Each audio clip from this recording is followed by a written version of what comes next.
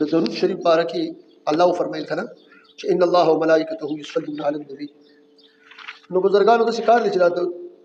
د دې دغه لاول د حضور صلی الله علیه وسلم مبارک نه چیرې د حضور صلی الله علیه وسلم فرمان علی شان د دې باره کې سره چې د صلات ستو الله رب العزت چې د رسول الله علیه السلام او د رسول الله علیه السلام او مسلمانانو باندې یعنی دیم ویل دي چې الله رب العزت او مسلمانانو باندې صلات وي. دغه تک د دې معنا دا ده چې مخکې تاسو ویل کړئ د دې معنا د حمد او صلات بیا حضور صلی الله علیه وسلم مبارک د پاره چې دینو تا ذکر دی نو په امام بخاری رحمت الله علیه په دې خپل صحیح بخاری کې تفسیر چې کله دغه کوي کنه د قران عظیم شان باغی کې واقعده دار وړي چې علامه شمس الدین محمد بن ابو بکر هغه لیکي چې دا صلات چې کوم دی کنه صلات معنا دا ده چې په چا باندې ولستی شي نو دی یعنی داغه حمد او ثنا کول دي څه شي حمد او ثنا کول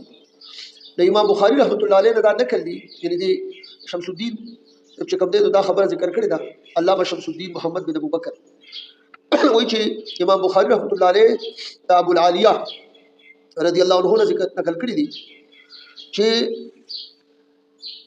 دا الله رب العزت او محبوب پیغمبر باندې د صلات ویلو معنا دا د فرشتو د وړاندې یعنی صلات چې کوم دی ثناؤه یعنی صلات الله ثناؤه عند الملائکه دا الله رب العزت صلات دا چې کوم دی نو ثنا یعنی د حمد او ثنا کول دي د فرشتو د وړاندې. نو دې کې دا خبره دا شمس الدین محمد بن ابو بکر بن قیم جوزیہ دې دا خبره ذکر کړي چې دا الله رب العزت صلات چاله کا الله صلات نو د دې حمد او ثنا کوي او امام بخاری رحمۃ اللہ علیہ د ابو العالیہ سے چې کوم دی نو دقه نقل کړي دي. اوس د فرشتو د وړاندې حمد او ثنا کول د الله رب العزت دې ته صلات یو د فرشتو صلات چې د اغي چې وای نو د اغي معنا چې دی نو دا چې دا فرشتي د الله رب العزت د محبوب پیغمبر په حق کې دعا کوي بیا چې کوم دی نو د آیات ساته دلته چې خدا خبر شو ول د فرشتو صلات چې کوم دی نو د الله رب العزت د صلات سره یو څه کړی دي جمع کړی دي د آیت کریمه کې نو چې کله جمع کو نو اوس دې کې یو خبره بازان په کول غواړي چې دا لفظ مشترک دی ان الله وملائکته یصلون او لفظ مشترک دی هغه په جدا کړی دی نو دې کې به چې کوم دی نو معنا بدای په دې وجه باندې چې دا لفظ مشترک دی او د لفظ مشترک چې کوم دی د یو لفظ مشترک نه د دوه معناګانو اراده جایز نه ده د دوه معناګانو اراده نه جایز نه ده. نو معنا بداشي دلته کې چې الله او د الله فرشتي چې کوم دینو دو حضور صلی الله علیه وسلم حمد و ثنا کوي دلته بداسه معنا کوي حمد و ثنا کوي او چې کله د پیغمبر علیه السلام نه غیر دغه راشي نو بیا به الته کې چې کوم دی نو الله رب العزت خو صفت معنا به کوم راتلی شي او خدغه معنا راتلی شي چې نزول د رحمت کوي او بیا د ملائکه د پاره د دې لپاره د دعاګانې کوي د مؤمنانو په حق کې چې کله د ملائکه دغه راشي دا یو بنیادی ټکی دی په دې کې ها. نو چې کله د صلات معنا چې کوم دی نو د رسول الله علیه السلام حمد و ثنا کول د حضور صلی الله علیه وسلم شرف او فضیلت او د حضور علیه السلام تعظیم او تکریم ظاهرول نو دې کې کوم دی بیا د لفظ د صلات چې دی په دې آیت کریمه کې په دوه معناګانو باندې نه مستعمل کیږي بلکې یو معنا کې به دا مستعمل کیږي او هغه معنا چې کوم دی هغه دا چې د حضور علیه السلام مبارک تعظیم او تکریم کول او موږ ته الله رب العزت د صلوات او سلام د ویلو حکم راکړی دی. د دې معنی دا ده چې موږ د حضور د الله رب العزت نه صلات چې کوم دی نو دا طلب کو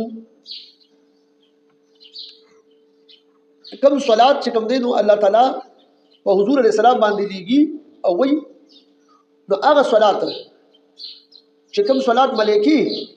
رسول الله علیه السلام باندې وایي نو موږ هم د الله رب العزت نه هغې طلب کوو چې یا الله ته چې کوم دی نو په د حضور صلی الله علیه وسلم حمد او ثنا چې کوم دی نو دا وکړه دله چې کوم دی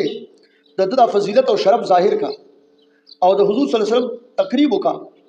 او دې چې کوم دی نو په ده باندې د خپل قرب د مقرب جوړولو اراده پې وکړه او زمونږ دا سوال چې کوم دی دا دعا اوس تاسو ګورئ په دې کې بیا دوه وجې دي یوه دا ده چې دا دعا چې کوم دی نو د حضور صلی الله علیه وسلم حمد و ثنا او د شرف او فضیلت د شرف او د فضیلت ذکر او د حضور صلی الله علیه وسلم محبت ته چې دا متضمن ده پوه شئ او د صلات معنی چې کوم دی چې په نبی علیه السلام باندې ولوستی شي د دغې نو دې معنی چې کوم دی حمد و ثنا ده او دویمه دا ده چې په دې کې په دې دعا کې موږ د الله رب العزت نه سوال کوو چې اللهم صل علی محمد موږ د الله رب العزت نه سوال کوو چې هغه په حضور علیه السلام باندې صلات وي یعنی څه معنی او الله تعالی چې دی د الله تعالی صلات پر رسول الله علیه السلام باندې دالي چې هغه د هغه ثنا وکړي حمد و ثنا وکړي او د هغه ذکر اوچت کړي او هغه د خپل مقرب جوړولو اراده پې وکړي اراده پې وفرمایي نو موږ چې پر رسول الله صلی الله علیه وسلم باندې دغه وایو درود وایو نو دقسې موږ دا دعا مثلا کوي او د نبی علیہ السلام مبارک دلته کې چې دی نو په د درود ویلو دا معنا نه ده وایي دا معنا نه ده چې موږ چې دی نو د الله تعالی نه رسول الله علیه السلام باندې د نزول د رحمت طلب کوو دا نه وایي چې موږ هغه نه د دې طلب کوو چې ته په ده باندې رحم کوو بلکې موږ وایو چې پروردګاره چونکې دا حضور علیه السلام خو منعم دی که نه د ته خو چې دی دا خو لو یو واسطه ده د الله رب د مخلوق په منځ کې نو چې منعم شو اوس د هغه د انعامات هغه خو دومره دي چې هغه زموږ کار نه دی موږ د هغې نه عاجزه یو نو خدای پاک ته وایو چې خدایه ته حمد و ثنا وکړه تاسو پوه شئ په دې خبره ها دې وجې نه چې لاولافام چې دی په صفحه نمبر 87 یعنې په 85 کې او بیا چې کوم دی نو په 85 او 87 صفحه کې دا خبره ذکر کړې ده چې موږ چې کوم دی نو کومه دعا کوو زموږ صلات موږ د الله رب العزت دا دعا کوو چې حضور صلی الله علیه وسلم مبارک صفت کا او د تعظیم او تکریم کوم ته عجزا دي د پدې کې د سوال جواب امراغ صاحبانو سوال داسې دي مثلا موږ وایو چې اللهم صل علی محمد لکه مثال تاسو موږ تاسو ته حکم دي چې صل د اقیم الصلاه موږ قائم کی نو اوس کوم وایو چې اللهم اے پروردگارا اقیم الصلاه موږ قائم کا دسی وته وایو دسی وایو شو تعمیل خود شو یا یو سړی د خپل بچی ته وایي چې بچی لاړ شو د بازار نه پلانې شی راوړه د دې ورته څه وایي دا بچی ورته وایي چې بابا جانه ته لاړ شو دا شی راوړه نو دا خبره خو دغه تعمیل نشو کولی نو دې ځای کې مونږ خو د اللهم صل علی محمد چې وایو خو د دې دغه مقصد دی چې خدای مونږ ته تاسو درود ولېږئ او سلام مونږ الله ته وایو درود ولېږئ اللهم صل علی محمد د دې مقصد دا دی چې پروردګار موږ ستا بندګان یو دا جواب د دې علماء کړی دی موږ ستا بندګان یو عاجزان یو زمونږ دومره طاقت نشته چې موږ د هغه د شان لایق هغه درود ولیکو نو خدای پاک ته چې دی نو د هغه حمد و ثنا وکړه دې خبره پوه شئ تاسو کتابونو دا خبره معلومه کړې ده او دا اورئ چېرې درود شریف که د ریا سره ولوسي دا نه رد کېږي نو څه به رد شي چې تا الله ته عاجزي وکړه او اوس الله پاک د هغه حمد و ثنا وکړي نو دا به رد شي نو دی هغه ټوله دغه ده یا په دې کې چې دی د علماو پکې بیا مختلف دغه کړي دي او هغې تقریبا دې ته را نږدې دغه دي چې لکه صدر الافاضل سید محمد نعیم الدین مراد آبادی رحمه الله چې درود شریف د الله رب العزت د طرف د نبی کریم صلی الله علیه وسلم باندې دا تکریم د نبی علیه السلام دی دې خبره پوه شو کنه ها نو چې دلته کې موږ تاسو چې اللهم صل علی محمد نو د دې معنی دا بیان کړی یا اے رب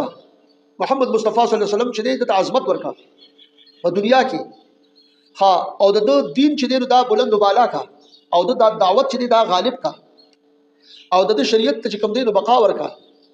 او په آخرت کې د شفاعت چې کوم دی دا قبول کا او ربا د مبارک ته چې کوم دی نو دچن ثوابونه ورکا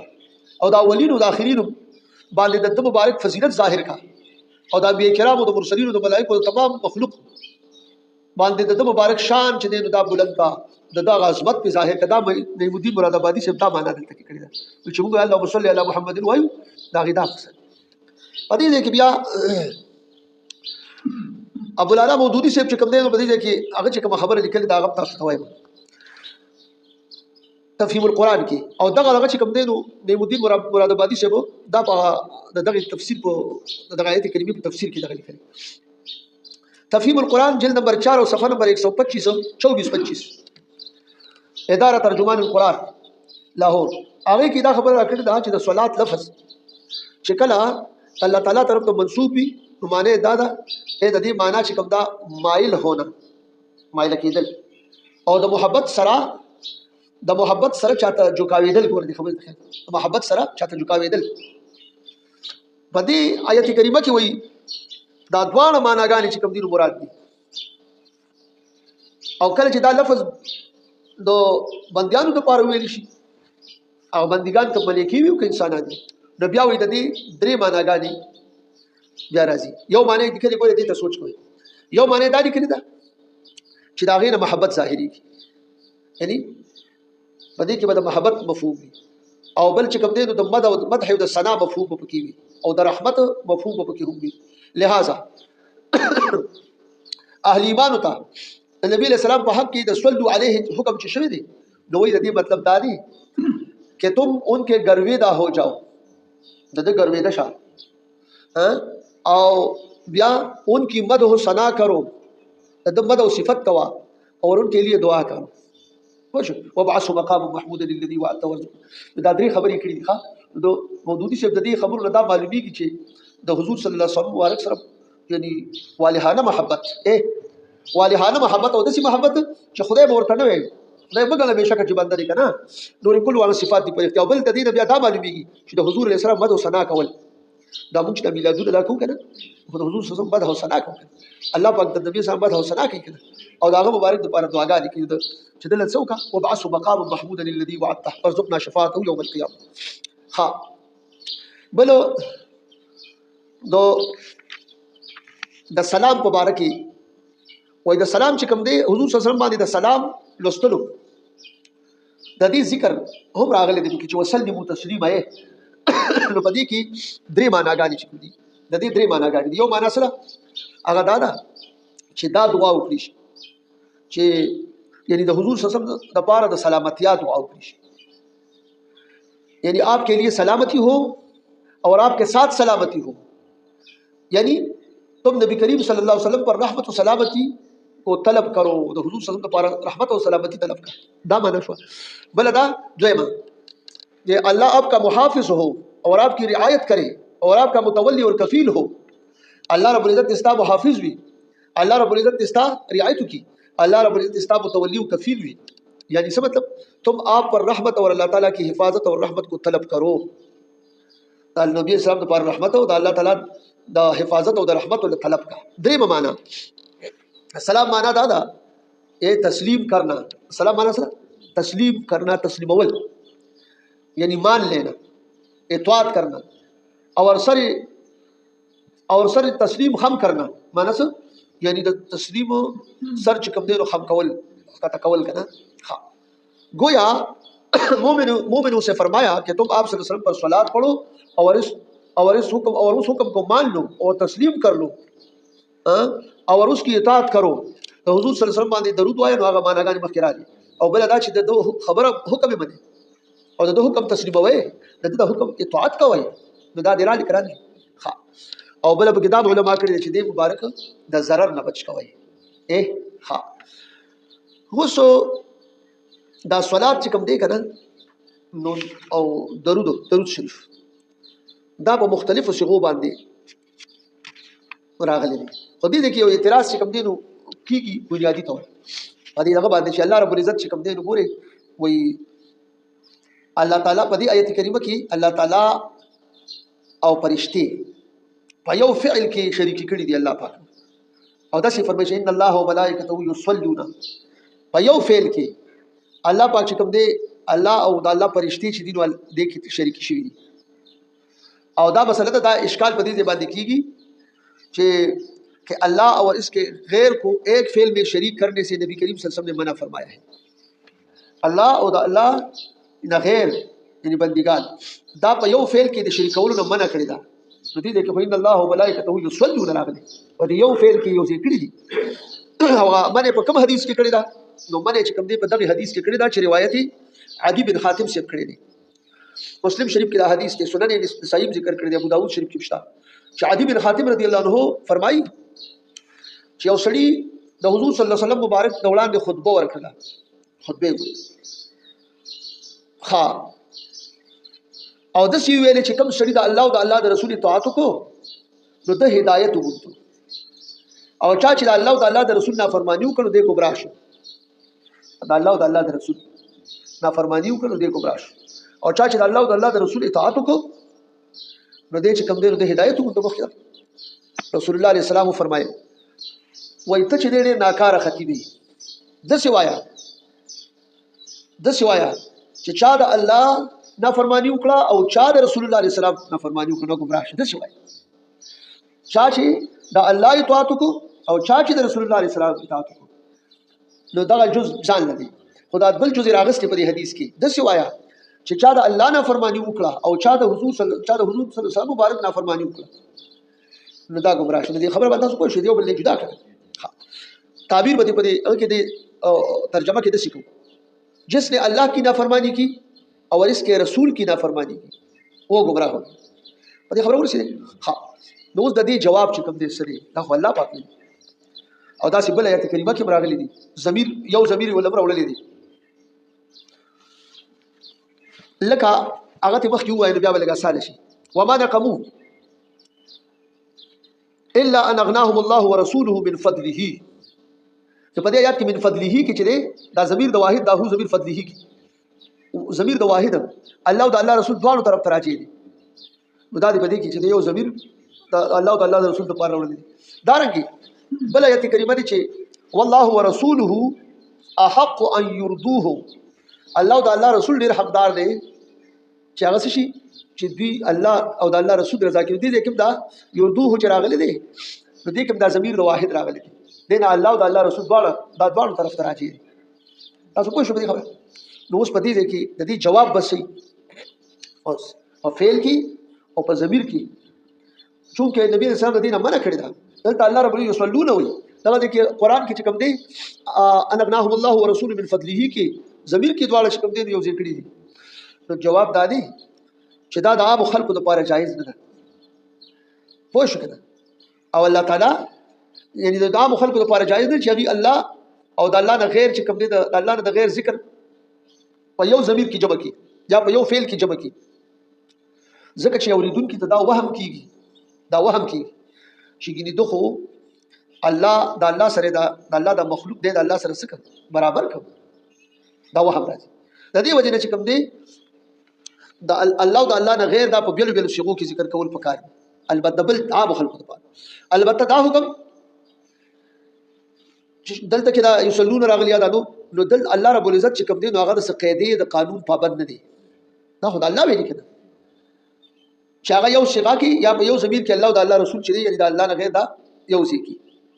जमी की दा अल्लाह न गैर जिक्र यो शिगा की या ज़मीर की सरो की यानी यो ज़मीर दुआनो तायद की नो पदे बांधे चिकम दे एतराज़ न वारी दी जगह अल्लाह पाक द क़ायदे द कानून मुहताज न दे ना आगा द पाबंद दे दे खबर अब या वही बदी मिसाल देते कि द हुजूर सल्लल्लाहु अलैहि वसल्लम मुबारक हो कम दानी चागा नशू किलो आगा बांधे दा एतराज़ इसी तरह नबी करीम सल्लल्लाहु अलैहि वसल्लम भी इस क़ायदे के पाबंद नहीं और आप सल्लल्लाहु अलैहि वसल्लम ने अल्लाह और इसके रसूल को एक ज़मीर में जमा फरमाया है आगा दे हज़रत आनिस बिन मालिक रज़ियल्लाहु अन्हु रिवायत की कि रसूलुल्लाह अलैहि सल्लम फरमाए कि पकम सड़ी की दरी खसलत भी नागा बद ईमान हलावत बच कम दे दो गोया के मुमी द ईमान हलावत होवाल चा की दरी खसलत आगसरी अन यकून अल्लाह व रसूलुहु अहब्बु इलैहि मिम्मा सिवाहुमा दागे दरे नबी यौ दारिखा ए शदीद अल्लाह व अल्लाह रसूल चदे अहब्ब इलैहि मिम्मा सिवाहुमा अल्लाह व अल्लाह रसूल तद मा सिवा द कम दे नो सही अल्लाह व अल्लाह रसूल तज़ियात महबूब भी नगोरा दी दे कि कम दे नो अन यकून अल्लाह व रसूलुहु احب الیه مما سواهما. نو په دې کې حضور صلی الله علیه وسلم مبارک چې کوم دینو دا دواړه الله او د الله رسول دې دواړه یو ځای کې ذکر کړی په یو ضمیر کې. خلاصه دا شو چې الله رب العزت ادب او د هغه تعظیم د وجنه الله او داغه نه غیر دواړه په یو ضمیر سره چې کوم دینو ذکر کولو جایز نه دي، لیکن الله او د الله رسول صلی الله علیه وسلم دواړه د دې قاعده پابند نه دي چې په یو صيغه کې جمع کوي یا په یو ضمیر چې د مرجع ګرځي. په دې خبرونه سي تاسو یو خدای جو هغه پکې راغی. ها اوس دا یصلون چې دا درود شریف دی کنه، خدای یاد ساته په ټول عمر کې یو پیرا درود شریف ویل رسول الله علیه السلام باندې دا فرض او بیا چې کوم دی د رسول الله سلام نو مبارک سره ووري نو یو پیرا چې نو ووري نو دا ویل واجب دی، بار بار بیا مستحب دی. دارنګي په مانځ کې رسول الله علیه السلام باندې سلام ویل دا واجب دی او درود شریف پر نبی علیہ السلام ویل دا سنت دی. اللهم صل علی محمد وعلى ال محمد. ها اوس دا خبر زین کې یاد ساتي چې دا الله پاک فرمایلی ان الله وملائکته یصلون علی النبی یا ایها الذین آمنوا صلوا علیه وسلموا تسلیما ویل دي ان الله وملائکته یصلون علی النبی درست تاسو د سوای چې اللهم صل علی سیدنا محمد انا وسلم دغه جلالین شریف سرداری کی درود ابراهیمی اللهم صل علی محمد وعلى ال محمد كما صليت على ابراهيم وعلى ال ابراهيم انك حميد مجيد. نو دې کې د سلام دغه راغلي دی خو یره د صلات نو دغه اللهم صل علی محمد وعلى ال نبی اسلام صلات دي صحابه تو خو کیدا تاسو د دې متعلق د علماء کرامو دا رائے ده چې درود شریف چې په کومه صيغه باندې شو کوئی په کومه صيغه باندې وي نو الله رب العزت بدیل صور کوي خیر باور کوي. دې ځکه جلالین والا بابا کولی چې اللهم صل علی سیدنا محمد صلی وسلم دا مختصر دی. په دې باندې بیا یعنی تاسو جمع بین الصلاه والسلام دا جمع کوي بیا وایي چې وصیه الصلاه علی النبی صلی الله علیه وسلم کثیره لا تحصى ډیر زیات دي بشمیره خو غوړه دغه دادی چې باغی کې ذکر شي لفظ الآل والصحب چې صحابه کرام او دغه چې کوم دی آل پکې ذکر شي وعلى آله وصحبه کنه چې دا پکې سر ذکر شي. نو دلته وی فمن تمسك بأي صيغه منها چا چې په کومه صيغه باندې تمسک کو نو حصل له الخير العظيم دلته چې کوم دی خیر عظیم بو حاصل شي. د دې وجه نه چې دی ځینې علماء لیکلي دي چې مانځ کې خو به دغه درود ابراهیمي وایي دغه بل درود بوایا دغه نبی اسلام تعلیم کړی دی دا وایا او د مانځ نه بهر نو نصیب الریاض لیکلي دي چې دواړه پکې جمع شي چې صلوات او سلام دواړه نو د سی ویل غوړي چې صلوات او سلام علیک یا رسول الله. او دا خبره چې کوم دی د فضائل درود کې محدث سهارنپوری چې دا د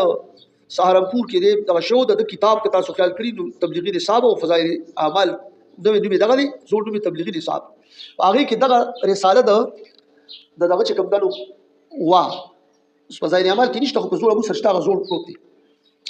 فضائل درود په نوم باندې. تو باغی کې امدا خبر لکھی دا اس لیے بندہ کے خیال میں اگر ہر جگہ درود و سلام دونوں کو جمع کیا جائے یعنی بجائے السلام علیکم یا رسول اللہ السلام علیکم یا نبی اللہ اس طرح اخیر تک السلام کے ساتھ الصلاۃ کا لفظ بھی بڑھا دے تو زیادہ اچھا ہے. تو دا کہ صلی اللہ نبی کی اجازه چې علامه مباجی رحمۃ اللہ علیہ وایي ځکه چې په دې کې په دې آیت کریمه باندې عمل راځي چې هغه صلوات او سلام دواړو باندې الله حکم کړی دی نو په دې کې عمل راځي دا ځکه ورته تاسو خبره پوه شئ. اوس ګورئ نو چې څومره صيغې دي بس هغه ته لګیا اوسېږه الصلاۃ والسلام علیک یا رسول الله الصلاۃ والسلام علیک یا نبی الله الصلاۃ والسلام علیک یا رحمت للعالمین. دا خو د منزل د بهر د دغه علماء کرامو په نيز د غوړوالي خبره ما تاسو ته باقی آیات ساته زمونږ غوري کله کله داسي دا څنګه غونته مليان سیبان شي کنه نو دی په وخت چې درود ابراهیمی وي دی په داسې صفات غونته وکړي چې دا راځي دا په لکه دغه کټکاوته شي نه درود شریف ته درود ابراهیمی دی او بالراس والعين الک ايه درود قادری دی اللهم صل على سيدنا محمد واله وعترته بعدد كل ما انت كده حال خبر راك بعدد كل ما دغه والد صاحب الله درجه بلند کی هغه زده حضرت مبارک صاحب رحمت الله علیه خو مطلب خبرته زموږ والد صاحب داسې یو فقیر انسان او رښتیا خبره دا ده چې مولوي صاحب یو ورځ خبره کوله امام المدرسین دا حقیقت دی چې زموږ په روح کې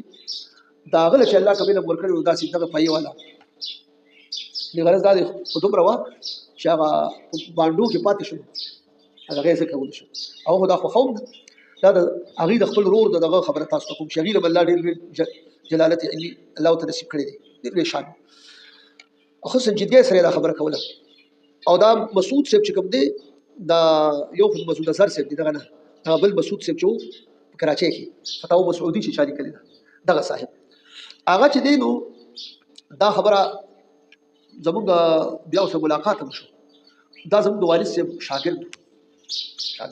ډېر مفکر انسان ډېر محقق انسان ډېر لوی کار یې کړی ها بهرحال نو ما ته والد صاحب وایي چې یاره ته ځې ما ته وایي بچیه چې ته ځې هغه ته نو ته د مبارک صاحب نه یو تپوس وکړه د هغه خو ما ته پته وه چې لکه د هغه په طبیعت کې خو تنقید نه و که نه تنقید برای تنقید نه و نو هغه وایي چې دا تپوس یې نه وکړه چې د درود قادری کې چې دی دا دغه راځي اللهم صل علی سیدنا محمد و آله و عطرته بعدد کل معلوم نو دې کې بعدد کل معلوم لك دا کل چې دی دا حصول د موجبه کلیه سور دی یعنی ټول نو مطلب دا چې دغه خو بس د الله رب العزت دغه یو قسم محصول شو کنه معلومات تبارک تعالی نو دا ته پوښتنه توکا ما سره فکر شي خدای پاکه څنګه به ته پوښتنه دا چې موږ لاړو مخامخ کېناستو نو د هغې خو ځان له یو شان الله پاک ولکم نو بس زما د هغې نه تپوس کولو نه مخکې الله پاک هغه نقطه حل کړي بیا چې راغلم نو والد صاحب ما ته وایي چې څنګه چل دی وکړو نو مې ویل چې زه مخامخ ته ناست وم نو مې دا کرل لیبل مې کول چې دا به څنګه تپوس کوم بس الله تعالی هغه نقطه په خپله حل کړه ما ته څنګه حل شو ویې وایه مې داسې حل شوه چې بعدد کل معلوم لك دا پکې راغلی دا کل چې کوم دی دا مطلب دا دی چې هغه کل حقیقي او کل اضافي هغه کل حقیقي کا خو هغه چې ما لا تقفین د حدین په یو حد باندې نه ودرېږي او یو کل چې دی چې هغه په یو حد ودرېږي نو دلته کې ما لا تقفین د حدین هغه کل مراد بس والد صاحب خوشحاله شو ما ته چې دا زما د عمر سودا وته نو غرض دا دی او که څوک نور درودونه اللهم صل علی سیدنا محمد و علی سیدنا محمد مبارک وسلم دغه دا درود نقشبندي دی داسې خو چې د درود صيغه پکې راځي نو چې هره صيغه د دلته کې تاسو ویلې فمن تمسك بأي صيغه منها حصل له الخير العظيم خیر عظیم به حاصل شي اوس دغه چې دی دا درود شریف چې دی نو دا د یعنی هر وخت دی چې دی نو د سر ندی ویلي د فرمایلی یا ایه الذین آمنوا صلوا علیه وسلموا تسلیما دلته کې حذف د متعلق راغلی دی د یو وخت د اوقات دغه سر نه کړي چې کم وخت وایا او بس صلوا علیه کاغه په سار کې وای که ماخام وای که د شپې وای که په مثال په تور باندې اجره کې وای که په جمعات کې وای هنه خو اوس چې کوم دی دغه عقید سره نشته دی نو که څوک مثال په تور باندې باندې مخ کې وي نو دا بسل دی باندې مخ دا یاد ساتئ چې د باندې مخ کې علماء په دې تصریح کړی دا چې ومن مواطن الصلاه عند الاذان د اذان په وخت کې د مواطن دغه دا ویل دي اوس د باندې وروسته په حدیث کې راغلي دي چې چا اذان شو دا دغه کې درود شریف نبی صاحب له دغه دعا و د درود شریف د مسلم شریف دا حدیث ذکر کړی دا هغه شته لیکن د باندې مخ کې نو من مواطن الصلاه عند الاذان راغلي دي نو بیا د باندې مخ کې چې کوم دی روز دي ته بس څو کوم ورکو چې دا جایز دي کنه جایز دي نو دا یاد ساته چې دا بعینه په دې آیت کریمه باندې عمل دی ځکه چې یو وخت داسې نشته چې هغه د باندې مخ کې دی په دې ټول 24 غنټې کې یو وخت موږ ته داسې څوک نشي کولی چې د باندې مخ کې دی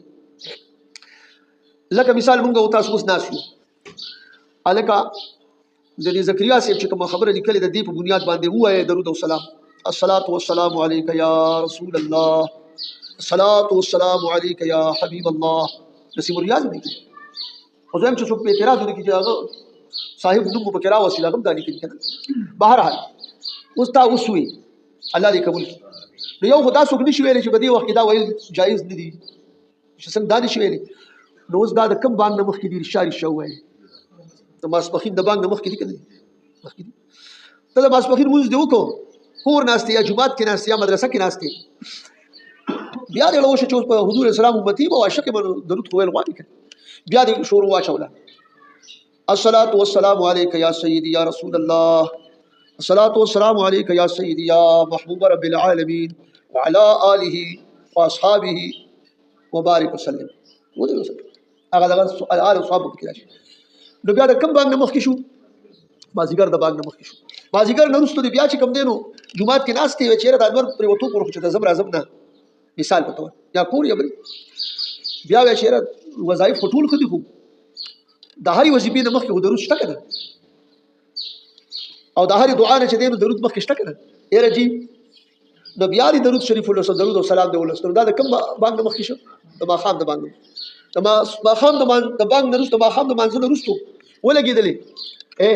بیا دې چې کوم دی نو درود او سلام دې وي دا به د کوم بانک نه مخکې شي؟ د ماسخوتن د بانک نه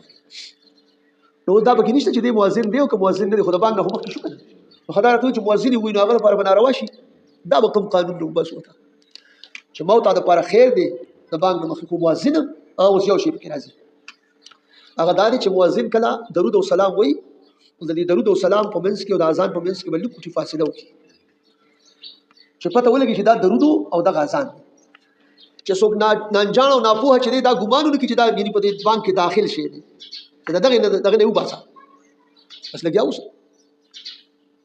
دې باندې ما سره یو دوه کسه راغلي وو د دې داري ارقم د مدرسې چې ته خو زه ورته ښه کسان دا ووایم چې هغې بیا خبره یې ومنله چې دا تاسو چې سوی دا ټیک دي نو ما ورته یو څو تنستې کېښودې مخې ته او دا زموږ یو ملګري دی جبک امام نو هغې سره رشته داران نو هلته راغلي بیا خبر شوي نو بیا ما پسې هغه کسان راغلي پېشمني معلوم له روژه نو ما ورته صاحبانو تاسو خو عالمان یې لاول خو تفصیلي دغه چې کوم نو دا ولیکل او پلانې دا خو ډېر لوی بحث دی خو په دعوه کې تاسو ولیکئ چې دې تاسو څه حکم ورکوئ که نه نو هغې پکې دا خبره وکړله چې په دې خبرو کې دا ټکې راغی ما ورته ګورې تاسو لږ سوچ وکړئ مې دا راته وویل چې د بانک نه مخکې څوک ووایي نو اوس دا چې یو تصریح چا کړې ده علماو کې چې یاره د دې بانک نه مخکې وي نو دا د دې ثواب الله نه ورکوي دا چې ته تصریح شته د خبرې څخه سوچ دا چې ته شته چې د بانک نه مخکې چا صلات سلام وي نو الله پې اجر نه ورکوي الله وایي زه پې اجر نه ورکوم دا تصریح چې ته ما ته وښایه پیغمبر علیه السلام وایي چې د بانک نه مخکې چا صلات سلام وي په دې باندې الله اجر نه ورکوي داسې یو چې ته شته نو ولته کې خو بیا خامخا اوس به جزئیات آیت حدیث دا خو پیدا کول غوښتل نو دا چا پلار هم نشي راوړلی څنګه به وي زه تاسو ته اوس وایم موږ اوس الصلاة والسلام علیک یا رسول الله په ایمان وایي داسې یو مور راوړی عالم به پیدا شي چې هغه دا ووایي چې دا اوس دې وخت کې ناجایز دي نو هسې یو د خولې هغه ډنډوري نه کوو غرضي خبره نو تاسو وګورئ دا آیت کریمه چې کوم دی نو دا عام دی اوس په هر وخت کې چې ته وایي نو څه پابندي پکې نشته ښه نو بس هغه وایي چې یاره چې بل څه کې نه جوړ نه شو نو هغه وایي چې زموږ یو بل مقصد دی دا مؤذن چې دا دلته اذان کوي ملک ګلي صدبر کاکا ګلي صدبر ملک صاحب نوم دی دغه وصفات شي الله دې وبخښي د اقبال پی ایس یو ترس یو زموږ ډېر خاص هغه دي هغه به اذان کوو نو وایي چې دې د سهار د بانک نه مخکې وایي او د نورو نه وایي دا تخصیص چې دی کوي نو دا شي هغه دی ما وخاندل ما ورته ویل صاحب یو تپوس ته وکړم نو ښه کار دی څوک یې بیخي نه کوي او څوک یو پیره کوي نو دې کې کوم یو غوره شو چې دا یو پیره خو یې کوي که نه خو مې ځه هلکه مې دا مولي صاحبان خو ډېر ښه خلک دی مې دي خو یو بل مقصد بیان کړو خو مې ټیک ته هلکه زموږ اتفاق دی په دې پوه څنګه مې ګلي صدبر ملک صاحب مې ته به دا اذان چې کوې نو ته به دا نه وایې چې د یو نه مخکې ویم او د بل نه ویم ټولو نه وایه د مولي صاحب اوس ټیک شو که نه نو بیا به څنګه چا ټیک شوه نو مې د ټولو نه وایي نو غرض دا دی چې دغه خبرو ته به پکې سوچ کوئ باقي دا چې بعضې خلک پکې وایي چې لکه دا د بریلیانو شعار دی او فلاني لکه بریلیان خو بیا مونځ هم کوي نو مونځ هم به کوه که نه روژه هم نیسي روژه هم به نیسه که نه بړه خو چې ښه کار دی اوس د خدای نه دعا غواړي دا د بریلیانو شعار یا رسول الله دا د بریلیانو شعار نو دا ټول کارونه خو تاسو د بریلیانو اغوستي نو تاسو څه کوئ پیغمبر علیه السلام باندې الله پاک یصلون دواړه ملایکو دا راغلي دي بیا به څه کوي خو بهر حال دا هغه وایي که نه وایي نه چې نه جانې آنګن ټېړه دغه کیسه شوله هغه بیا هغه بل دغه کې فارسي کې دغه دی که نه وایي خوی بدره بهانه بسیار هلکه بریلیان خبره پرېږده د دیوبندیانو یا د نورو چا خبرې پرېږدې د خدای په دې ځان له یو دغه پیدا کړي د ثواب څه ذریعې ولټوئ درود شریف خو داسې دغه دی چې دا ټکې تاسو ته کوم بس دا 5 منټ کې نور اخلو په دې مسله انشاءالله درود شریف خو داسې عمل دی چې نبی کریم علیه السلام مبارک فرمایي چې ان اول الناس بي یوم القیامت اکثرکم علی الصلاه په تاسو کې د ټولو نه زیات چې کوم دی ماته نږدې ماته غوره هغه څوک دی چې په ما باندې ډېر درود شریف وایي چې څوک ډیر درودونه وایي کنه اور وخت وایي نو دا ته ډیر نږدې دي یار نو پیغمبر اسلام ته نږدې کېدل ښه کار دی که بد کار دی بل خبره دا ده چې رسول الله علیه السلام مبارک فرمایي چې من صلى علي صلى الله عليه 10 صلوات وخطت بها 10 خطيئات ورفعت بها 10 درجات كما قال سوچ په ما باندې یو پیر درود شریف وي الله تعالی ته دل لس نه کې ورکی 10 ګناهونه تیرې جوړ درجه ولوچت سوره خیر کور کرا او بیا وی چې من صلى علي يوم الجمعه 80 مره سوچ په ما باندې د جمعې پرز اتیا پیر درود شریف وي وښ کنه من صلى علي يوم الجمعه 80 مره غفرت له ذنوب 80 سنه او كما قال الله تعالی د اتیو کالو ګناهونه معاف کوي ورونو د خدای څخه غواړي او دوستر کې سور اجر الله ور کوي د اتیو کالو ګناهونه ته معاف کوي بل حدیث مبارک کې راغلی دي چې چا د چا په مخ کې من ذکرت عنده فلم يصلي علي د چا د وړاندې چې ما ذکر وشو او د کومه درود شریف ونه وي دا سره فذلک افخل الناس دا په ټولو خلکو کې لوی بخیل نو معنا دا شوله چې درود شریف نو ویل چې کوم دی دا بخل دی د خدای بخیل خو دی او د خدای سخی خو دی دا وایي بدی باندې پښتوګانی مکه وای د حضور صلی الله علیه وسلم د ټولو یو د ټولو شریک پیغمبر دی چا چې وته ځان څومره نږدې کو نه غلغلي ګوري لکه زه تاسو ته وایم الګه دا موږ خیر وایو خو موږ وایو چې دا یا رسول الله پکې راځي دا او یا السلام علیکم یا رسول الله دا خو هغه مدینه منوره کې موږ بالکل مدینه منوره کې خو ما ته یو خبره کړې کنه موږ په هغه عمل دي او دا حدیث مبارک چې دی جلاء الافهام ذکر کړی و چې من صلى علي بلغني صوته چا چې په ما درود شریف ماته आवाज را رسي یعنی زیاو رم بل حدیث کې راغلی دي د مطالب مسرات ذکر کې دلیل خیرات شریف کې دغشته چې انا اسمع صلاه اهل محبتي زده محبت والو خلق درود شریف اورم نو ته ځان د اهل محبت له جوړ کا چې بیا ستاسو درود شریف اوري اوې که دغه عقیده دې نه جوړیږي او دغه محبت ته نشي رسیدي کنه مثال په تور نو بیا د شو کا چې بیا ته درود شریف وای نو ملائک الله مقرر کړي استا په دې عمل نامه کې خو هغه پیش شي بلکې دغه نه بیا یو کار وکړه الوفا باحوال المصطفى لیکلي دي وای د قبر شریف سره الله تعالی یو ملائکه مقرر کړی په غاړه تا وای چې کله څوک درود شریف وای نو دا او دی فارغ شي د درود شریف نو دغه ملائکه ایواوري نو دی وته رسول الله صلی الله علیه وسلم فرمایي چې یا رسول الله صاف فلانی امتی د فلان کی زوی پتا باندې دا درود شریف وایي اسی نو مړه زراعي د رسیدو فډیر شي دي کنه خیر دي او کته د محبت نه موږ وایو چې دا سړی پیدا کی چې هغه د بغض د درود شریف وایي خیال مرای نو به دا ټول خبرې د محبت دی ولی من تاسو ګورئ رسول الله صلی الله علیه وسلم یو صحابي دعا کوله نو نبی صلی الله علیه وسلم فرمایي چې د درود شریف خبره وکړه به زه یو درود شریف مو درې شي دعا کو کدی نه زیات کستا د پاره غوړه یو دوی شي به درود شریف دوی شي به دعا کو کدی نه زیات کستا د پاره غوړه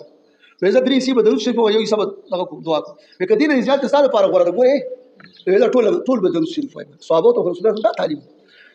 او اخري یو زبردست حواله تاسو ته وایم او دا چې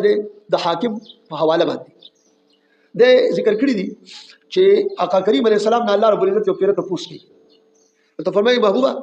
دا راته وایي چې د ازمکه د چا لپاره دي ویره بستا لپاره دي اسمانونه بستا لپاره دي وی خدای راته وایي چې محبوبه ته د چا لپاره ویره بستا لپاره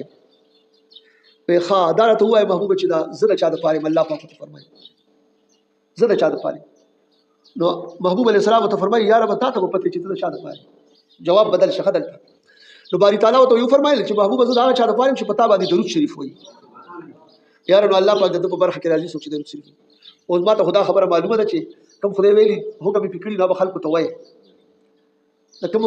دغه حکم الله کړی به خلکو ته وایي دې باندې کې دوه راته پکې پته نشته چې څوک بیا دا کار د قبول یو ته منکه نو دا نه یې المنکر شو کنه شو نو چې اخره زمانه شي وی خلک با دغه ته چې کوم دي د ګناه باندې به حکم کوي د بده په کار او د نیکونو من کول کې دلته کړه پاته است خبر خلاص باری تعالی دې موږ د عمل توفیق راکړي تاسو خبرې مې رسول الله صلی الله علیه وسلم مبارک پیغام باندې وکړي په دغه حواله